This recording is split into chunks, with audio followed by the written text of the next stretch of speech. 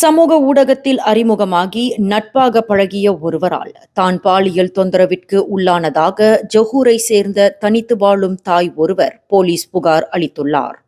நேற்று பிற்பகல் 2 மணியளவில் அந்த ஆடவருடன் தான் காரில் இருந்ததாகவும் அப்போது அவர் தன்னிடம் அத்துமீறி நடந்து கொண்டதாகவும் அப்பெண் தனது புகாரில் குறிப்பிட்டுள்ளார்.